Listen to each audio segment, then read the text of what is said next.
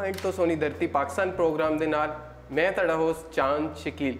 नाजरीन, पाक पतन विच अजीम सूफी शायर बाबा फरीद गंज शकर दे उर्स दियां तकरीबात जारी ने।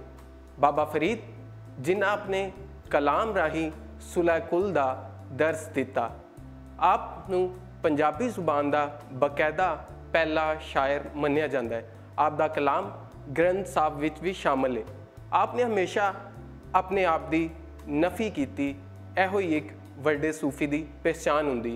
आप लिखते ने, फरीदा जे तू अकल लतीफ़ काले लेख ना लेख, अपने गिरेबान में सिर नीवा करके वेख।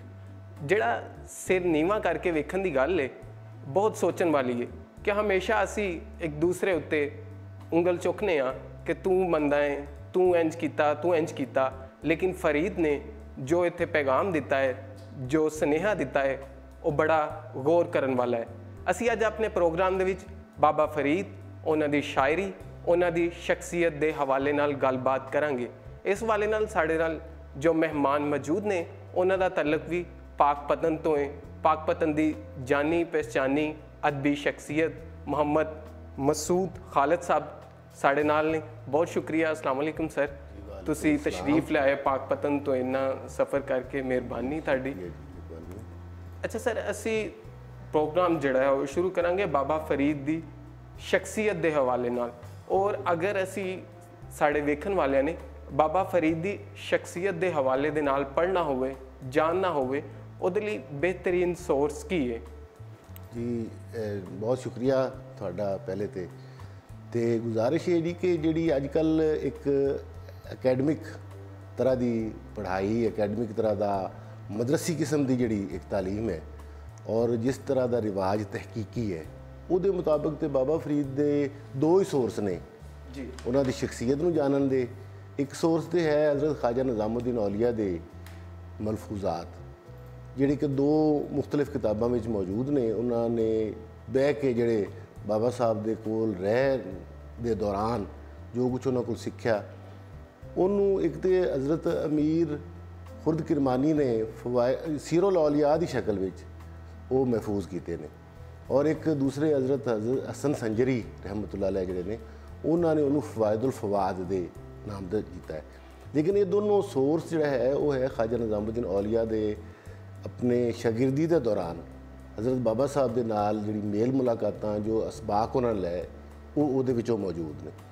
दूसरा सोर्स है बाबा फरीद की अपनी शायरी, जिहड़ी कि ग्रंथ साहब विच मौजूद है। उसका मेन सोर्स तो ग्रंथ साहब ही है, लेकिन बहुत सारिया ऐसिया किताबां मखतूते जिहड़े कि ब्रिटिश इंडिया ऑफिस लाइब्रेरी दे विच भी पए ने, और कई ऐसिया आलमी सतह के उत्ते वो मौजूद ने जिहड़े कि फारसी जुबान दे विच ने, लेकिन उन्हां दे अंदर बाबा फरीद दे पंजाबी शेर भी मौजूद, श्लोक भी मौजूद ने जी।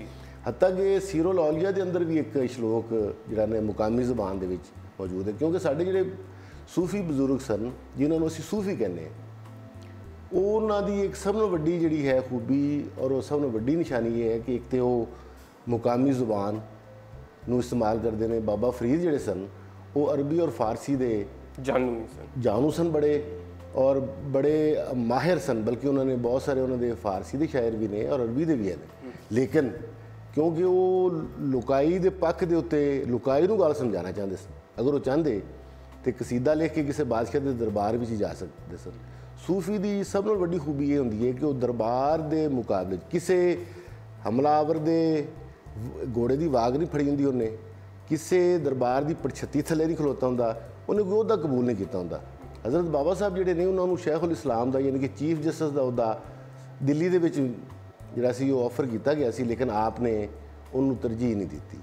उस जमाने में जदों कि खुतबा पढ़िया जाता सी जामे मस्जिदां दे विच कि सुल्तान उज़िलुल्लाह अल्लाह दा परछावां है बादशाह, उदों बाबा साहब ने कहा जी इन्हां दी सोहबत नाल तुहाडा दीन खराब हुंदा है। यानी कि बाबा साहब जिहड़े सन या कोई भी सूफी जिहड़ा है उहदी एक पहली खसूसियत है कि वो दरबार दे नहीं खड़ा होंदा, दरबार वाले ना कोई उहदा कबूल करता है, बल्कि वो दरबार के मद्दे मुकाबले लुकाई दे नाल खलोता होंदा है। ਉਹਦੀ ਬੋਲੀ ਵੀ ਇਸ ਵਾਸਤੇ ਜਿਹੜੀ ਨੇ ਜੋ ਲੁਕਾਈ ਦੀ ਬੋਲੀ ਵਿੱਚ ਗੱਲ ਕਰਦਾ ਹੈ ਤਾਂ ਕਿ ਆਮ ਜਿਹੜਾ ਨਾ ਜੀ ਬੰਦੇ ਉਸ ਦੀ ਗੱਲ ਨੂੰ ਉਸ ਦੇ ਪੈਗਾਮ ਨੂੰ ਸਮਝ ਸਕਣ। ਹਜ਼ਰਤ ਬਾਬਾ ਸਾਹਿਬ ਜੀ ਉਹਨਾਂ ਨੂੰ ਹਜ਼ਰਤ ਬਾਬਾ ਸਾਹਿਬ ਜਿਹੜੇ ਸਨ ਉਹਨਾਂ ਨੂੰ ਨਾਸਰੁਦੀਨ ਮਹਿਮੂਦ ਜਿਹੜਾ ਬਾਦਸ਼ਾਹ ਸੀ ਅਲਤਮਸ਼ ਦਾ ਬੇਟਾ, ਉਹਨੇ ਆ ਕੇ ਬਾਬਾ ਸਾਹਿਬ ਨੂੰ ਅਸ਼ਰਫੀਆਂ ਦਾ ਥੈਲਾ ਤੇ ਇੱਕ ਜਾਗੀਰ ਪੇਸ਼ ਕੀਤੀ ਪਿੰਡਾਂ ਦੀ। ਤੇ ਬਾਬਾ ਸਾਹਿਬ ਨੇ ਕਿਹਾ ਇੱਕ ਦਰਵੇਸ਼ ਨੂੰ ਕਿ ਅਸ਼ਰਫੀਆਂ ਵੰਡ ਦਿਓ ਲੋਕਾਂ 'ਚ, ਤੇ ਜਾਗੀਰ ਦੇ ਬਾਰੇ 'ਚ ਉਹਨਾਂ ਨੇ ਕਿਹਾ ਵੀ ਇਹ ਸਾਡੇ ਕੰਮ ਦੇ ਨਹੀਂ ਹੈਗੇ, ਅਸੀਂ ਇਸ ਕਦੇ ਵੀ ਜਿਹੜਾ ਨਾ ਜੀ ਇਸ ਨੂੰ ਪਸੰਦ ਨਹੀਂ ਕਰਦੇ। ਅੱਛਾ, ਲੇਕਿਨ ਉਹਨਾਂ ਨੇ ਨਸੀਹਤ ਜ਼ਰੂਰ ਕੀਤੀ ਕਿ ਤੁਸੀਂ ਮਖਲੂਕ ਖੁਦਾ ਦਾ ਜਿਹੜਾ ਨਾ ਜੀ ਉਹ ਤੁਸੀਂ ਖਿਆਲ ਰੱਖਣਾ ਹੈ। ਯਾਨੀ ਕਿ ਬਾਬਾ ਸਾਹਿਬ ਜਿਹੜੇ ਸਨ ਉਹਨਾਂ ਨੇ ਨਾ ਜਾਗੀਰ ਕਬੂਲ ਕੀਤੀ ਨਾ ਉਹਦਾ ਕਬੂਲ ਕੀਤਾ, ਬਲਕਿ ਉਹ ਲੁਕਾਈ ਦੇ ਪੱਖ ਵੱਲੇ ਖਲੋਤੇ ਰਹੇ ਔਰ ਲੁਕਾਈ ਵੱਲੋਂ ਹੀ ਹੋ ਕੇ ਤੇ ਉਹ ਬਾਦਸ਼ਾਹ ਨੂੰ ਸਮਝਾਉਂਦੇ ਰਹੇ ਕਿ ਤੂੰ, ਔਰ ਲੋਕਾਂ ਨੂੰ ਇਹ ਕਹਿੰਦੇ ਰਹੇ, ਬਲਕਿ ਸਿਲਸਿਲਾ ਚਿਸ਼ਤੀਆ ਦੇ ਸਾਰੇ ਜਿਹੜੇ ਸੀ ਉਹਨਾਂ ਦੀ ਤਾਲੀਮ ਹੀ ਇਹ ਸੀ ਕਿ ਉਹ ਲੁਕਾਈ ਦੇ ਪੱਖ ਦੇ ਉੱਤੇ ਉਹ ਖਲੋਂਦੇ ਸਨ। ਇੱਕ ਇਸ ਲਈ ਕਹਿੰਦੇ ਨਾ ਕਿ ਰੁੱਖੀ ਸੁੱਕੀ ਖਾਏ ਕੇ ਠੰਡਾ ਪਾਣੀ ਪੀ, ਫਰੀਦਾ ਦੇਖ ਪਰਾਈ ਚੋਪੜੀ ਨਾ ਤਰਸਾਏ ਜੀ। ਤੇ ਉਹ ਜਿਹੜਾ ਜੀ ਤਰਸਾਨ ਵਾਲੀ ਗੱਲ ਹੈ, ਜਿਸ ਤਰ੍ਹਾਂ ਕਿ ਤੁਸੀਂ ਬਿਆਨ ਕੀਤੀ ਕਿ ਆਪਨੇ ਜਿਹੜਾ ਹੈ ਉਹ ਠੁਕਰਾਇਆ, ਜਾਗੀਰ ਨੂੰ ਠੁਕਰਾਇਆ, ਔਰ ਆਪਨੇ ਤੇ ਇਹ ਦਰਜ ਦਿੱਤਾ ਕਿ ਤੁਸੀਂ ਜਿਹੜਾ ਹੈ ਕਿਸੇ ਦਾ ਇਹ ਨਾ ਦੇਖੋ ਕਿ ਅਗਲਾ ਕੀ ਖਾ ਰਿਹਾ ਹੈ, ਜੋ ਮਿਲਦਾ ਹੈ ਉਹਦੇ ਉੱਤੇ ਸ਼ੁਕਰ ਅਦਾ ਕਰੋ ਰੱਬ ਦਾ। ਤੇ ਬਾਬਾ ਫਰੀਦ ਦੇ ਸ਼ਾਇਰੀ ਦੇ ਜਿਹੜੇ ਮੌਜ਼ੂਆਤ ਨੇ, ਵੱਡੇ ਮੌਜ਼ੂਆਤ ਕੀ ਨੇ? ਬਾਬਾ ਫਰੀਦ ਦੀ ਸ਼ਾਇਰੀ ਦਾ ਜਿਹੜਾ ਵੱਡਾ ਮੌਜੂ ਹੈ ਜੀ ਇਨਸਾਨ ਦੋਸਤੀ ਉਹਨਾਂ ਦਾ ਸਭ ਤੋਂ ਵੱਡਾ ਮੌਜੂ ਹੈ। ਔਰ ਜਿਹਦੇ ਤੋਂ ਇਬਤਦਾਈ ਜਿਹੜੀ ਸ਼ਕਲ ਜਿਹਨੂੰ ਅਸੀਂ ਕਹਿੰਦੇ ਨਾ ਵਾਹਦਤੁਲ ਵਜੂਦ ਦੀ, ਉਹ ਇਬਤਦਾਈ ਸ਼ਕਲ ਜਿਹੜੀ ਹੈ ਨਾ ਉਹ ਬਾਬਾ ਸਾਹਿਬ ਦੀ ਸ਼ਾਇਰੀ ਦੇ ਵਿੱਚ ਹੀ ਸਾਨੂੰ ਨਜ਼ਰ ਆਉਂਦੀ ਹੈ। ਉਹ ਇਸ ਤਰੀਕੇ ਦੇ ਨਾਲ ਕਿ ਜਿਹੜਾ ਇੱਕ ਵਾਹਦਤੁਲ ਵਜੂਦ ਤੇ ਇੱਕ ਹੈ ਨਾ ਜੀ ਮਦਰਸੀ ਨਸਾਬੀ ਔਰ ਦਰਬਾਰੀ ਵਾਹਦਤੁਲ ਵਜੂਦ ਹੈ ਕਿ ਕਾਤਲ ਔਰ ਮਕਤੂਲ ਜਿਹੜੇ ਜੀ ਬਰਾਬਰ ਨੇ, ਇਸ ਵਾਸਤੇ ਕਾਤਲ ਨੂੰ ਬਖਸ਼ ਦੇਣਾ ਚਾਹੀਦਾ। ਉਹ ਇਸ ਤਰ੍ਹਾਂ ਦਾ ਉਹਨਾਂ ਦਾ ਨਹੀਂ ਹੈ। ਜਿਹੜੀ ਜਿਸ ਕਿਸਮ ਦਾ ਵਾਹਦਤੁਲ ਵਜੂਦ ਹੈ ਉਹਨਾਂ ਦਾ, ਉਹ ਹੈ ਇੱਕ ਸਮਾਜੀ ਨਜ਼ਰੀਆ, ਯਾਨੀ ਕਿ ਮਜ਼ਹਬੀ ਅਕੀਦਾ ਨਹੀਂ ਹੈ ਉਹ ਵਾਹਦਤੁਲ ਵਜੂਦ ਜੋ ਬਾਬਾ ਸਾਹਿਬ ਨੇ ਆਪਣੇ ਸ਼ਾਇਰਾਂ ਵਿੱਚ ਪੇਸ਼ ਕੀਤਾ। ਉਹਦੀ ਬੁਨਿਆਦੀ ਗੱਲ ਇਹ ਕਿ ਜਿਹੜਾ ਹੈ ਨਾ ਜੀ ਉਹ ਰੱਬ ਨੂੰ ਅਸਮਾਨਾਂ ਦੇ ਅਰਸ਼ ਤੋਂ ਲਾ ਕੇ ਉਹਨਾਂ ਇਨਸਾਨ ਦੇ ਦਿਲ ਦੇ ਅਰਸ਼ ਤੇ ਲਿਆ ਕੇ ਬਿਠਾਇਆ ਸੂਫੀਆ ਇਕਰਾਮ ਨੇ। ਉਹਦਾ ਮਤਲਬ ਕੀ ਹੈ ਕਿ ਉਹ ਇਨਸਾਨ ਜਿਹੜਾ ਨਾ ਜੀ ਕੋਈ ਇਨਸਾਨ ਦੁਨੀਆ ਤੋਂ ਕੱਟ ਕੇ ਕਿਸੇ ਗਾਰ ਵਿੱਚ ਕਿਸੇ ਗੁਫਾ ਵਿੱਚ ਬਹਿ ਕੇ ਇਬਾਦਤ ਕਰਕੇ ਰੱਬ ਨੂੰ ਲੱਭਣ ਦੀ ਬਜਾਏ ਉਹ ਲੋਕਾਂ ਦੀ ਸੇਵਾ, ਲੁਕਾਈ ਦੀ ਸੇਵਾ ਕਰਕੇ ਆਪਣੇ ਰੱਬ ਨੂੰ ਲੱਭੇ। ਇਹ ਵਾਹਦਤੁਲ ਵਜੂਦ ਜਿਹੜਾ ਹੈ ਕਿ ਇਨਸਾਨਾਂ ਦੇ ਅੰਦਰ ਇਨਸਾਨਾਂ ਦੀ ਸੇਵਾ ਦੇ ਜ਼ਰੀਏ ਉਹ ਆਪਣੀ ਮੰਜ਼ਿਲ ਨੂੰ ਤਲਾਸ਼ੇ ਹੱਕ ਉਹ ਇਸ ਤਰੀਕੇ ਦੇ ਨਾਲ ਕਰੇ। ਇਹ ਵਾਹਦਤੁਲ ਵਜੂਦ ਹੈ ਉਹਨਾਂ ਦਾ। ਦੂਸਰਾ ਇਹ ਸੀ ਕਿ ਤੁਹਾਨੂੰ ਪਤਾ ਹੈ ਕਿ ਹਿੰਦੁਸਤਾਨ ਦੀ ਸੋਸਾਇਟੀ ਜ਼ਾਤ ਪਾਤ ਦੇ ਵਿੱਚ ਬੜੀ ਵੰਡੀ ਹੋਈ ਸੀ ਔਰ ਇੱਕ ਦੂਸਰੇ ਨਾਲ ਨਫ਼ਰਤ ਜਿਹੜੀ ਹੈ ਉਹਦੀ ਬੁਨਿਆਦ ਵੀ ਜ਼ਾਤ ਪਾਤ ਸੀ। ਦੂਸਰੀ ਗੱਲ ਹੈ ਕਿ ਇੱਥੇ ਜਿਹੜਾ ਬ੍ਰਹਮਨਿਜ਼ਮ ਸੀ ਨਾ ਜੀ ਉਹ ਇੱਕ ਬੜੀ ਆਪਣੇ ਆਪ ਨੂੰ ਰੂਹਾਨੀ ਤੌਰ ਤੇ ਬਰਤਰ ਸਮਝਦੇ ਸਨ, ਉੱਚਾ ਸਮਝਣ। ਦੂਸਰਾ ਉਹ ਜਿਹੜਾ ਸੀ ਉਹੀ ਗੱਲ ਜਿਹੜੀ ਸੀ ਉਹ ਮੁਸਲਮਾਨਾਂ ਦੇ ਵਿੱਚ ਵੀ ਸੀ ਕਿ ਇੱਥੇ ਕੁਝ ਜ਼ਾਤਾਂ ਆਪਣੇ ਆਪ ਨੂੰ ਰੂਹਾਨੀ ਤੌਰ ਤੇ ਬੜਾ ਬਰਤਰ ਸਮਝਦੀਆਂ ਸਨ। ਲੇਕਿਨ ਵਾਹਦਤੁਲ ਵਜੂਦ ਜਿਹੜਾ ਹੈ ਬਾਬਾ ਫਰੀਦ ਨੇ ਕਿਹਾ ਵੀ ਸਭਨਾ ਮਨ ਮਾਨਕ ਹਰ ਇੱਕ ਮਾ ਸੱਚਾ ਧਨੀ, ਯਾਨੀ ਕਿ ਸਭਨਾਂ ਦੇ ਅੰਦਰ ਜਦੋਂ ਰੱਬ ਮੌਜੂਦ ਹੈ ਤੇ ਫਿਰ ਨਾ ਕੋਈ ਜ਼ਾਤ ਦੀ ਤਫਰੀਕ ਰਹਿ ਗਈ, ਨਾ ਕੋਈ ਕਿਸੇ ਧਰਮ ਦੀ ਤਫਰੀਕ ਰਹਿ ਗਈ, ਨਾ ਕਿਸੇ ਰੂਹਾਨੀ ਉਚਾਈ ਨੀਚਾਈ ਰਹਿ ਗਈ। ਜਿਹਦੇ ਵਿੱਚ ਰੱਬ ਜੋ ਮੌਜੂਦ ਹੈ ਤੇ ਉਸ ਨੂੰ ਵੱਡੀ ਰੂਹਾਨੀਅਤ ਕਿਸੇ ਦੇ ਵਿੱਚ ਕੀ ਹੈ? ਔਰ ਉਹਦੇ ਵਿੱਚ ਸਭਨਾ ਮਨ ਮਾਨਕ, ਸਭਨਾ ਦਾ ਲਫ਼ਜ਼ ਜਿਹੜਾ ਹੈ ਨਾ ਜੀ ਉਹਦਾ ਮਤਲਬ ਇਹ ਹੈਗਾ ਕਿ ਕੋਈ ਇਨਸਾਨ ਵੀ ਜਿਹੜਾ ਹੈ ਨਾ ਜੀ ਉਹ ਚਾਹੇ ਉਹਦਾ ਕੋਈ ਮਜ਼ਹਬ ਹੈ, ਉਹਦਾ ਕੋਈ ਅਕੀਦਾ ਹੈ, ਉਹਦੀ ਕੋਈ ਜ਼ਾਤ ਹੈ, ਸਭ ਇਨਸਾਨ ਜਿਹੜੇ ਨੇ ਉਹਨਾਂ ਦੇ ਦਿਲ ਦਾ ਜਿਹੜਾ ਨਾ ਜੀ ਉਹ ਰੱਬ ਦਾ ਅਰਸ਼ ਹੈ।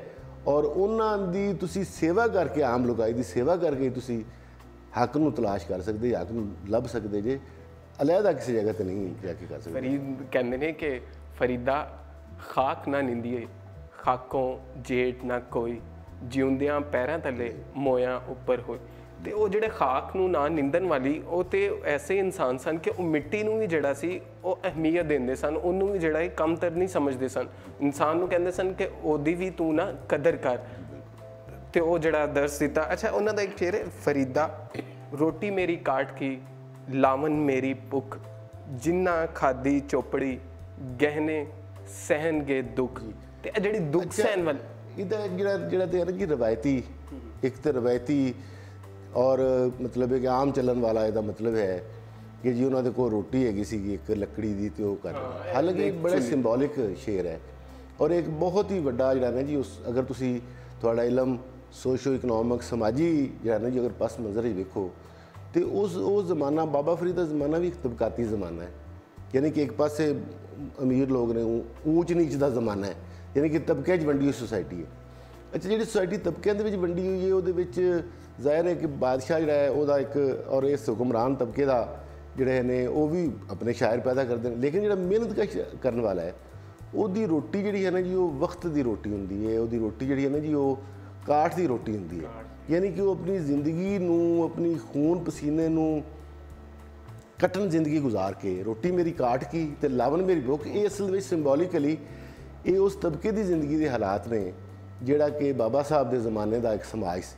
ਇੱਕ ਹੋਰ ਸ਼ਲੋਕ ਦੇ ਵਿੱਚ ਵੀ ਬਾਬਾ ਸਾਹਿਬ ਨੇ ਕਿਹਾ ਕਿ ਫਰੀਦਾ ਇੱਕ ਨਾ ਆਟਾ ਅਗਲਾ ਇੱਕ ਨਾ ਨਹੀਂ ਲਾਉਣ, ਇੱਕ ਪਾਸੇ ਤੇ ਬਹੁਤ ਉਹਨਾਂ ਕੇ ਫਰਾਵਾਨੀ ਹੈ ਰਿਜ਼ਕ ਦੀ ਤੇ ਇੱਕ ਪਾਸੇ ਤੰਗ ਦਸਤੀ ਹੈ, ਠੀਕ ਹੈ ਨਾ ਜੀ। ਅੱਛਾ, ਅਗਰ ਤੁਸੀਂ ਉਸ ਸ਼ੇਰ ਨੂੰ ਉਸ ਤਬਕਾਤੀ ਮੁਆਸ਼ਰੇ ਦਾ ਜਿਹੜਾ ਨਕਸ਼ਾ ਹੈ ਉਹਦੇ ਹਿਸਾਬ ਨਾਲ ਕਰੋ ਤੇ ਰੋਟੀ ਮੇਰੀ ਕਾਠ ਕੀ ਤੇ ਲਾਵਣ ਮੇਰੀ ਭੁੱਖ, ਜਿੰਨਾ ਖਾਦੀ ਚੋਪੜੀ ਗਨੇ ਸਹਿਣਗੇ ਦੁੱਖ। ਅੱਛਾ, ਉਹ ਕਹਿੰਦੇ ਨੇ ਵੀ ਅਗਰ 100 ਬੰਦਾ ਹੋਵੇ ਤੇ 100 ਬੰਦੇ ਦੀ ਰੋਟੀ ਅਗਰ ਚੋਪੜੀ ਹੋਈ ਹੋਵੇ, ਠੀਕ ਹੈ ਨਾ ਜੀ, ਤੇ ਉਹ ਅਗਰ 99 ਬੰਦਿਆਂ ਦੀ ਚੋਪੜੀ ਹੋਈ ਰੋਟੀ ਉਹਦੀ ਤਰਾਵਤ ਕੱਢ ਕੇ ਤੁਸੀਂ ਇੱਕ ਰੋਟੀ 'ਚ ਪਾ ਲਓ ਔਰ ਚੋਪੜ ਲਓ ਤੇ ਜਿਹੜੀ ਬਾਕੀ ਦੇ 99 ਰੋਟੀਆਂ ਉਹ ਤਾਂ ਕਾਠ ਕੀ ਰੋਟੀਆਂ ਬਣ ਜਾਂਦੀਆਂ ਨਾ, ਜਿਨ੍ਹਾਂ ਦੀ ਤੁਸੀਂ ਯਾਨੀ ਕਿ ਦੂਸਰਿਆਂ ਦੇ ਹੱਕ ਮਾਰ ਕੇ ਤੇ ਜਿਹੜੇ ਲੋਕ ਆਪਣੀ ਰੋਟੀ ਚੋਪੜਨ ਦਾ ਜਿਹੜਾ ਨਾ ਇੱਕ ਸਿੰਬੋਲਿਕ ਮਤਲਬ ਹੈ ਕਿ ਮਿਹਨਤਕਸ਼ ਜਿਹੜਾ ਹੈ ਉਹ ਕਰਨ ਵਾਲਾ ਜਿਹੜਾ ਨਾ ਜੀ ਮਤਲਬ ਇੱਕ ਕੰਮ ਆ ਉਸ ਜ਼ਮਾਨੇ ਦਾ ਜਿਹੜਾ ਪਿੱਛੇ ਹੋਏ ਲੋਕ ਨੇ, ਜਿਹੜੀ ਲੁਕਾਈ ਹੈ, ਜਿਨ੍ਹਾਂ ਦੀ ਜ਼ੁਬਾਨ ਹੀ ਬਾਬੇ ਨੇ ਗੱਲ ਕੀਤੀ ਔਰ ਜਿਨ੍ਹਾਂ ਦੇ ਵੱਲ ਦੇ ਬਾਬਾ ਜੀ ਨੇ ਸਾਰੀ ਗੱਲ ਜਿਹੜਾ ਨੇ ਉਹਨਾਂ ਦੀ ਸ਼ਾਇਰੀ ਦੇ ਵਿੱਚ ਮਹਿਸੂਸ ਹੁੰਦੀ ਹੈ।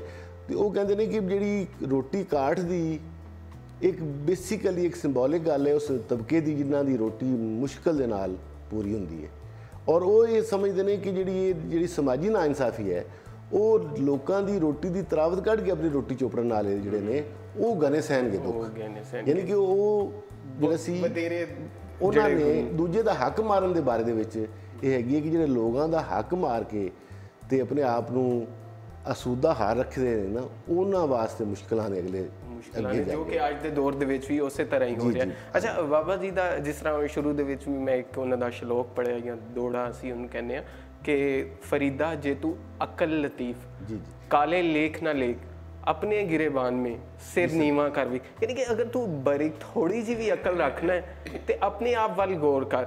ਅਸੀਂ ਤੇ ਅੱਜ ਕੱਲ੍ਹ ਦੇ ਦੌਰ ਦੇ ਵਿੱਚ ਜਿਹੜਾ ਉਹ ਸਿਰਫ ਦੂਸਰੇ ਤੇ ਉਂਗਲੀ ਚੁੱਕਦੇ ਆ। ਅਸਲ ਦੇ ਵਿੱਚ ਨਾ ਜੀ ਇੱਕ ਸੈਲਫ ਕ੍ਰਿਟਿਸਿਜ਼ਮ ਦਾ ਬਾਬਾ ਸਾਹਿਬ ਦੀ ਜਿਹੜੀ ਨਾ ਜੀ ਸ਼ਾਇਰੀ ਆਪਣੇ ਆਪ ਉਹਦੇ ਅੰਦਰ ਬਹੁਤ ਉਹਦੀ ਖੂਬੀ ਇਹ ਹੈ ਕਿ ਉਹ ਜਿਹੜਾ ਨਾ ਜੀ ਦੋ ਤਸਵੀਰਾਂ ਬਣਾ ਕੇ ਪੇਸ਼ ਕਰ ਦਿੰਦੇ ਨੇ, ਠੀਕ ਹੈ ਨਾ ਜੀ, ਔਰ ਉਹ ਫਿਰ ਉਹਨਾਂ ਦਾ ਤਕਾਬਲ ਕਰਦੇ ਨੇ ਕਿ ਕਿਸ ਤਰੀਕੇ ਦੇ ਨਾਲ ਹੈ। ਔਰ ਇਹ ਸ਼ੇਰ ਜਿਹੜਾ ਖਾਸ ਤੌਰ 'ਤੇ ਇਹ ਹੈ ਸੈਲਫ ਕ੍ਰਿਟਿਸਿਜ਼ਮ ਦਾ, ਖੁਦ ਤਨਕੀਦੀ ਦਾ ਇੱਕ ਸ਼ੇਰ ਹੈ ਕਿ ਤੁਸੀਂ ਅਗਰ ਆਪਣੇ ਆਪ ਨੂੰ ਸੰਵਾਰਨਾ ਚਾਹੁੰਦੇ ਜੇ ਔਰ ਅੱਗੇ ਤੁਸੀਂ ਅਗਰ ਜ਼ਿੰਦਗੀ ਦੇ ਵਿੱਚ ਆਪਣੀਆਂ ਗਲਤੀਆਂ ਨੂੰ, ਬਲਕਿ ਇੱਕ ਉਹਨਾਂ ਦਾ ਕੌਲ ਹੈ ਉਹ ਹਜ਼ਰਤ ਖਾਜਾ ਨਿਜ਼ਾਮੁਦੀਨ ਔਲੀਆ ਨੇ ਦੇ ਮੁਤਾਬਕ ਕਿ ਬਾਬਾ ਸਾਹਿਬ ਨੇ ਕਿਹਾ ਕਿ ਅਗਰ ਤੁਹਾਡੇ 'ਤੇ ਕੋਈ ਮੁਸੀਬਤ ਪੈ ਜਾਵੇ ਤੇ ਤੁਸੀਂ ਉਹਦੇ ਅਸਬਾਬ 'ਤੇ ਗੌਰ ਕਰੋ।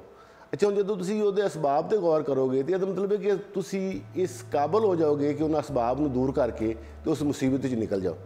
ਹਾਲਾਂਕਿ ਸਾਡਾ ਇਹ ਰਵੱਈਆ, ਸਾਡੀ ਇਹ ਮਤਲਬ ਆਮ ਤੌਰ 'ਤੇ ਜਿਹੜੀ ਰਵਾਇਤੀ ਤਾਲੀਮ ਹੈ ਉਹਦੇ ਮੁਤਾਬਕ ਤੇ ਇਹ ਸਾਨੂੰ ਹੈ ਕਿ ਬਾਬਾ ਸਾਹਿਬ ਕਹਿਣਗੇ ਕਿ ਅਗਰ ਤੁਹਾਡੇ 'ਤੇ ਮੁਸੀਬਤ ਹੋਵੇ ਤਾਂ ਤੁਸੀਂ ਸਬਰ ਨਾਲ ਕੰਮ ਲਓ ਔਰ ਮੁਸੀਬਤ ਨੂੰ ਬਰਦਾਸ਼ਤ ਕਰਦੇ ਰਹੋ। ਲੇਕਿਨ ਇਹ ਨਹੀਂ ਫਰਮਾਇਆ ਬਾਬਾ ਸਾਹਿਬ ਨੇ।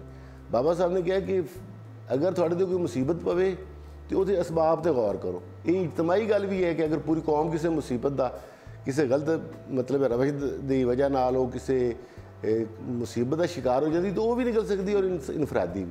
ਇਹ ਹੈਗਾ ਸੈਲਫ ਕ੍ਰਿਟਿਸਿਜ਼ਮ ਤੋਂ ਤੁਹਾਨੂੰ ਆਪਣੇ ਆਪ ਨੂੰ ਵੇਖਣਾ ਚਾਹੀਦਾ, ਨਾ ਸਿਰਫ ਇਨਫਰਾਦੀ ਸਤਹ 'ਤੇ ਬਲਕਿ ਕੌਮ ਦੇ ਇਜਤਮਾਈ ਜਿਹੜੇ ਅਸਬਾਬ ਨੇ ਉਹਨਾਂ ਦੇ ਉੱਤੇ ਵੀ ਗੌਰ ਕਰਨੇ।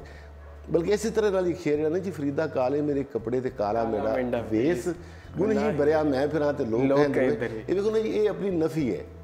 ਜਿੱਥੇ ਉਹ ਸੈਲਫ ਕ੍ਰਿਟਿਸਿਜ਼ਮ ਸੀ ਤੇ ਇਹ ਸੈਲਫ ਨਿਗੇਸ਼ਨ ਹੈਗੀ ਹੈ। ਯਾਨੀ ਕਿ ਜਿਹੜਾ ਸੂਫੀ ਹੈ ਨਾ ਦਰਵੇਸ਼, ਉਹ ਆਪਣੇ ਆਪ ਨੂੰ ਕਦੇ ਕੋਈ ਚੀਜ਼ ਨਹੀਂ ਸਮਝਦਾ। ਇਹ ਹਮੇਸ਼ਾ ਜਿਵੇਂ ਕਿ ਅਰਸਤੂ ਨੇ ਕਿਹਾ ਸੀ ਨਾ ਜੀ ਕਿ ਮੈਂ ਬਸ ਇੰਨਾ ਕੀ ਜਾਣਨਾ ਕਿ ਮੈਂ ਕੁਛ ਨਹੀਂ ਜਾਣਦਾ, ਤੇ ਇਹ ਸੂਫੀ ਬਾਬਾ ਜੀ ਕਹਿੰਦੇ ਸਨ ਕਿ ਮੈਂ ਜਿਹੜਾ ਨਾ ਜੀ ਉਹ ਅਸੀਂ ਕੀ ਹੈ ਕਿ ਅਸੀਂ ਕੁਛ ਵੀ ਨਹੀਂ ਹੈ। ਕਾਲੇ ਮੇਰੇ ਕੱਪੜੇ ਕਾਲਾ ਮੇਰਾ ਵੇਸ ਤੇ ਗੁਣ ਹੀ ਭਰਿਆ ਮੈਂ ਫਿਰਾਂ ਲੋਕ ਕਹਿਣ ਦਰਵੇਸ਼। ਉਹ ਬੰਦਾ ਜਿਹਦੀ ਜ਼ਿਆਰਤ ਕਰਨਾ ਲੋਕ ਸਮਝਦੇ ਸਨ ਕਿ ਸਾਨੂੰ ਜੰਨਤ ਤੇ ਚਲੇ ਜਾਵਾਂਗੇ, ਉਹ ਆਪਣੀ ਨਫੀ ਇਸ ਤਰੀਕੇ ਨਾਲ ਕਰਦਾ ਹੈ। ਉਹ ਕਹਿੰਦਾ ਕਿਸੇ ਤੋਂ ਆਪਣੇ ਆਪ ਨੂੰ ਵੱਡਾ ਨਹੀਂ, ਉਸ ਤੋਂ ਕਹਿੰਦਾ ਮੈਂ ਸਭ ਨਾਲੋਂ ਹੀ ਜੀ ਉਹ ਘੱਟ ਹੈ। ਅੱਛਾ, ਬਾਬਾ ਫਰੀਦ ਦਾ ਜਿਹੜਾ ਇੱਕ ਦੁੱਖਾਂ ਦੇ ਹਵਾਲੇ ਦੇ ਨਾਲ ਇੱਕ ਹੈਗਾ ਫਰੀਦਾ ਮੈਂ ਜਾਣਿਆ ਦੁੱਖ ਮੁਝ ਕੋ ਦੁੱਖ ਸਬਾਏ ਜਗ ਉੱਚੇ ਚੜ ਕੇ ਵੇਖਿਆ ਤੇ ਗਰ ਗਰ ਇਹ ਆਇਆ। ਅੱਛਾ, ਇਹਦੇ ਨਾ ਜੀ ਇੱਕ ਤੇ ਗੱਲ ਬੁਨਿਆਦੀ ਹੈ ਕਿ ਜਿਹੜਾ ਸ਼ਾਇਰ ਹੁੰਦਾ ਨਾ ਜੀ, ਕੋਈ ਵੀ ਸ਼ਾਇਰ, ਉਹ ਤਨਹਾਈ ਦੇ ਵਿੱਚ ਬਹਿ ਕੇ ਸ਼ਾਇਰੀ ਨਹੀਂ ਕਰ ਸਕਦਾ। ਉਹਨੇ ਸਮਾਜ ਦਾ ਮੁਸ਼ਾਹਦਾ ਕੀਤਾ ਹੁੰਦਾ ਹੈ ਔਰ ਸਮਾਜ ਦਾ ਮੁਸ਼ਾਹਦਾ ਉਹਦੀ ਇਸ ਤਰੀਕੇ ਨਾਲ ਗਹਿਰਾਈ ਦੇ ਨਾਲ ਹੁੰਦਾ ਹੈ ਕਿ ਉਹ ਜਿਸ ਤਰੀਕੇ ਨਾਲ ਸਾਨੂੰ ਇੱਕ ਰਵਾਇਤੀ ਤੌਰ 'ਤੇ ਦੱਸਦੇ ਨੇ ਕਿ ਮਤਲਬ ਗੋਸ਼ਾ ਨਸ਼ੀਨੀ ਇਖਤਿਆਰ ਕਰ ਲੈਂਦੇ ਨੇ ਔਰ ਇਹ ਜਿਹੜਾ ਜੀ ਲੋਕਾਂ ਨਾਲ ਕੱਟ ਕੇ ਜ਼ਿੰਦਗੀ ਗੁਜ਼ਾਰਦੇ ਨੇ। ਇਹ ਬਾਬਾ ਫਰੀਦ ਦੀ ਸ਼ਾਇਰੀ ਦਾ ਤੁਸੀਂ ਕੋਈ ਵੀ ਇੱਕ ਵੀ ਸ਼ਲੋਕ ਉਹਦਾ ਇੱਕ ਟੁਕੜਾ ਵੀ ਚੁੱਕ ਕੇ ਵੇਖ ਲਓ ਤੇ ਤੁਹਾਨੂੰ ਇੱਕ ਸਮਾਜੀ ਜੀ ਲੱਗਦਾ ਹੈ। ਦੇ ਵਿੱਚ ਜਿਹੜਾ ਉਹ ਬਾਬਾ ਸਾਹਿਬ ਜਿਹੜਾ ਜੀ ਤੁਹਾਨੂੰ ਲੱਗਣਗੇ ਕਿ ਬੜੇ ਸਮਾਜੀ ਜੀ ਨੇ ਔਰ ਉਹਨਾਂ ਦਾ ਮੁਸ਼ਾਹਦਾ ਜ਼ਿੰਦਗੀ ਦਾ ਕਿੱਡਾ ਗਹਿਰਾ ਮੁਸ਼ਾਹਦਾ ਹੈ ਔਰ ਹਰ ਇੱਕ ਬੰਦੇ ਦੀ ਜ਼ਿੰਦਗੀ ਦੇ ਅੰਦਰ ਜਿਹੜਾ ਨਾ ਜੀ ਉਹ ਮਤਲਬ ਇਹਦੀ ਗੱਲ ਕਰਨ ਤੋਂ ਪਹਿਲੇ ਮੈਂ ਤੁਹਾਨੂੰ ਇੱਕ ਗੱਲ ਦੱਸਾਂ ਕਿ ਇੱਕ ਮਸਲਨ ਬਾਬਾ ਸਾਹਿਬ ਨੇ ਨਾ ਜੀ ਇਹ ਕਿਹਾ ਕਿ ਅਗਰ ਤੁਸੀਂ ਕੋਈ ਮੰਜ਼ਿਲ ਹਾਸਲ ਕਰਨਾ ਚਾਹੁੰਦੇ ਜੇ ਤੇ ਉਹ ਮੰਜ਼ਿਲ ਉਸ ਵਕਤ ਸੂਰਤ 'ਚ ਹਾਸਲ ਕਰ ਲੈ ਸਕਦੇ ਜੇ ਕਿ ਅਗਰ ਤੁਸੀਂ ਕੋਈ ਐਸਾ ਰਸਤਾ ਇਖਤਿਆਰ ਕਰੋ ਜਿਹੜਾ ਉਸ ਮੰਜ਼ਿਲ ਵੱਲੇ ਜਾਂਦਾ ਹੋਵੇ ਜੀ, ਠੀਕ ਹੈ ਨਾ। ਅਗਰ ਤੁਸੀਂ ਕੋਈ ਐਸਾ ਰਸਤਾ ਇਖਤਿਆਰ ਕਰੋਗੇ ਜਿਹੜਾ ਉਸ ਮੰਜ਼ਿਲ ਵੱਲੇ ਜਾਂਦਾ ਹੀ ਨਹੀਂ ਤੇ ਤੁਸੀਂ ਕੁਰਾਹ ਪੈ ਜਾਓਗੇ, ਤੁਸੀਂ ਆਪਣੀ ਮੰਜ਼ਿਲ ਪੁੱਠੇ ਰਾਹ ਦੇ ਉੱਤੇ ਆਪਣੀ ਮੰਜ਼ਿਲ ਤੁਸੀਂ ਹਾਸਲ ਨਹੀਂ ਕਰ। ਉਹ ਸ਼ਲੋਕ ਹੈ ਕਿ ਫਰੀਦਾ ਲੋੜ ਹੈ ਦਾਖ ਬਿਜੌੜੀਆਂ, ਯਾਨੀ ਕਿ ਲੋੜ ਤਾਂ ਹੈ ਤੁਹਾਨੂੰ ਅੰਗੂਰ ਖਾਣ ਦੀ, ਤੁਸੀਂ ਚਾਹੁੰਦੇ ਜੇ ਅੰਗੂਰ ਖਾਈਏ ਤੇ ਕਿੱਕਰ ਬੀਜੇ ਜੱਟ, ਬੀਜਦੇ ਤੁਸੀਂ ਕਿੱਕਰ ਪੈ ਗਏ, ਯਾਨੀ ਕਿ ਤੁਹਾਡੀ ਜਿਹੜੀ ਵਾਟ ਹੈ ਤੁਹਾਡੀ ਮੰਜ਼ਿਲ ਵੱਲੇ ਨਹੀਂ ਜਾ ਰਹੀ। ਤੇ ਹੰਡੇ ਉਨ ਕਤਾਏ ਦਾ ਤੇ ਪੈਦਾ ਲੋੜ ਹੈ ਪੱਟ। ਉਹ ਕਹਿੰਦੇ ਨੇ ਕਿ ਜਿਹੜਾ ਜੀ ਚਾਹੁੰਦਾ ਤਾਂ ਹੈ ਕਿ ਮੈਂ ਰੇਸ਼ਮ ਦਾ ਨਰਮ ਲਿਬਾਸ ਪਾਵਾਂ, ਕੰਟਰਾਸਟ ਤੁਸੀਂ ਵੇਖੋ ਨਾ, ਤੇ ਲੇਕਿਨ ਉਹ ਉਨ ਕਤਾਂ ਦਾ ਫਿਰਦਾ ਜਿਹੜੀ ਕਿ ਇੱਕ ਖਰਵੀ ਹੈ ਜਿਹੜੀ ਕਿ ਤੁਹਾਡੇ ਜਿਸਮ ਦੇ ਉੱਤੇ ਵੱਜਦੀ ਹੈ, ਰੇਸ਼ਮ ਦੇ ਬਿਲਕੁਲ ਹੀ ਇੱਕ ਉਲਟ ਜਿਹੜਾ ਨਾ ਜੀ। ਯਾਨੀ ਕਿ ਅਗਰ ਤੁਸੀਂ ਜਿਹੜਾ ਤੁਸੀਂ ਆਪਣਾ ਮੰਜ਼ਿਲ ਦਾ ਤਾਇਨ ਕੀਤਾ ਹੈ, ਅਗਰ ਤੁਹਾਡੇ ਤਮਾਮ ਜਿਹੜੇ ਨੇ ਉਹ ਤੁਹਾਡੀ ਜਦੋਜਹਿਦ ਔਰ ਤਮਾਮ ਜਿਹੜੇ ਨੇ ਉਸ ਰਸਤੇ ਵੱਲ ਉਸ ਮੰਜ਼ਿਲ ਵੱਲ ਜਾਣ ਦੇ ਰਸਤੇ ਨਹੀਂ ਨੇ ਤੇ ਉਹ ਤੁਹਾਡੀ ਜ਼ਿੰਦਗੀ ਕਿਸਮ ਦੀ ਬੇਕਾਰ ਜਾਏਗੀ, ਤੁਹਾਡੀ ਜਦੋਜਹਿਦ ਵੀ ਬੇਕਾਰ ਜਾਏਗੀ। ਇਹ ਸਾਰਾ ਜਿਹੜਾ ਨਾ ਜੀ ਤੁਹਾਡਾ ਅਮਲ ਉਹ ਤੁਹਾਡਾ ਮੰਜ਼ਿਲ ਦੇ ਤਾਇਨ ਦੇ ਬਾਅਦ ਉਸ ਰਸਤੇ ਦਾ ਤਾਇਨ ਵੀ ਬੜਾ ਜ਼ਰੂਰੀ ਹੈ ਕਿ ਜਿਹੜਾ ਉਸ ਮੰਜ਼ਿਲ ਵੱਲ ਜਾ ਰਿਹਾ ਹੋਵੇ। ਤੇ ਅੱਛਾ ਅਖੀਰ ਔਰ ਜਿਹੜਾ ਹੈ ਆਪਣਾ ਕਿ ਘਰ ਘਰ ਇਹ ਹੱਗ ਤੇ ਜ਼ਾਹਿਰ ਹੈ ਜਦੋਂ ਪਹਿਲੇ ਬਾਬਾ ਸਾਹਿਬ ਜਿਹੜੇ ਨੇ, ਕਿਉਂਕਿ ਜਿਸ ਤਬਕੇ ਦੇ ਨਾਲ ਉਹਨਾਂ ਦਾ ਤਾਲੁਕ ਹੈ, ਜਿਸ ਤਬਕੇ ਦੀ ਉਹ ਨੁਮਾਇੰਦਗੀ ਕਰਦੇ ਪਏ ਨੇ, ਇਹ ਉਹਨਾਂ ਦੀ ਜ਼ਿੰਦਗੀ ਦੀ ਇੱਕ ਨੁਮਾਇੰਦਗੀ ਹੈ ਕਿ ਇਹ ਜਿਹੜੇ ਲੋਕ ਨੇ ਕਿਸ ਕਿਸਮ ਦੀ ਜ਼ਿੰਦਗੀ। ਉਹ ਕਹਿੰਦੇ ਵੀ ਮੈਂ ਤਾਂ ਇਕੱਲਾ ਜਾਣਦਾ ਲੇਕਿਨ ਪੂਰਾ ਸਮਾਜ ਪੂਰਾ ਵਸੇਬ ਜਿਹੜਾ ਹੈ ਮੇਰਾ ਜਿਸ ਨਾਲ ਮੇਰਾ ਤਾਲੁਕ ਹੈ, ਜਿਨ੍ਹਾਂ ਦੀ ਰੋਟੀ ਕਾਟਦੀ ਹੈ, ਉਹ ਦੁੱਖਾਂ ਦੀ ਜ਼ਿੰਦਗੀ ਗੁਜ਼ਾਰ ਰਹੇ ਨੇ। ਬਹੁਤ ਸ਼ੁਕਰੀਆ ਖਾਲਿਦ ਸਾਹਿਬ, ਸਾਡੇ ਕੋਲੋਂ ਟਾਈਮ ਸ਼ਾਰਟ ਹੈ ਇਸ ਲਈ, ਲੇਕਿਨ ਗੱਲਾਂ ਕਰਨ ਬਈ ਅਗਰ ਬਾਬਾ ਫਰੀਦ ਦੇ ਹਵਾਲੇ ਨਾਲ, ਉਹਨਾਂ ਦੀ ਸ਼ਾਇਰੀ ਦੇ ਹਵਾਲੇ ਨਾਲ, ਤੇ ਮੇਰਾ ਖਿਆਲ ਹੈ ਕਿ ਵੇਲਾ ਘੱਟ ਪੈ ਜਾਏਗਾ। ਬਹੁਤ ਮਿਹਰਬਾਨੀ, ਤੁਸੀਂ ਇੰਨੀ ਇੱਕ ਵਾਰੀ ਫੇਰ ਤੁਸੀਂ ਦੂਰੋਂ ਤਸ਼ਰੀਫ ਲਿਆਏ, ਤੁਹਾਡਾ ਬਹੁਤ ਸ਼ੁਕਰੀਆ। ਨਾਜ਼ਰੀਨ, ਜਿਸ ਤਰ੍ਹਾਂ ਕਿ ਤੁਸੀਂ ਬਾਬਾ ਫਰੀਦ ਗੰਜ ਸ਼ਕਰ ਦੇ ਹਵਾਲੇ ਨਾਲ ਉਹਨਾਂ ਦੀ ਜ਼ਿੰਦਗੀ, ਉਹਨਾਂ ਦੀ ਸ਼ਾਇਰੀ, ਉਹਨਾਂ ਨੇ ਕੀ ਸੁਨੇਹਾ ਲੋਕਾਈ ਤੱਕ ਅਪਣਾਇਆ, ਉਹਨਾਂ ਨੇ ਕਿਹੜੇ ਲੋਕਾਂ ਦੀ ਸ਼ਾਇਰੀ ਕੀਤੀ, ਉਹਨਾਂ ਨੇ ਕੀ ਬਿਆਨ ਕੀਤਾ ਔਰ ਕਿਸ ਕਿਸਮ ਦੇ ਮੌਜ਼ੂਆਤ ਦੇ ਹਵਾਲੇ ਨਾਲ ਗੱਲ ਕੀਤੀ, ਤੁਸੀਂ ਇਸ ਪ੍ਰੋਗਰਾਮ ਦੇ ਵਿੱਚ ਜਾਣਿਆ। ਇਹਦੇ ਨਾਲ ਹੀ ਆਪਣੇ ਹੋਸਟ ਚਾਂਦ ਸ਼ਕੀਲ ਨੂੰ ਇਜਾਜ਼ਤ ਦਿਓ। ਲੈ ਆਓ ਯਾਰ ਹਵਾਲੇ ਰੱਬ ਦੇ ਮੇਲੇ 4 ਦਿਨਾਂ ਦੇ, ਉਸ ਦਿਨ ਈਦ ਮੁਬਾਰਕ ਹੋਸੀ ਜਿਸ ਦਿਨ ਫੇਰ ਮਿਲਾਂਗੇ।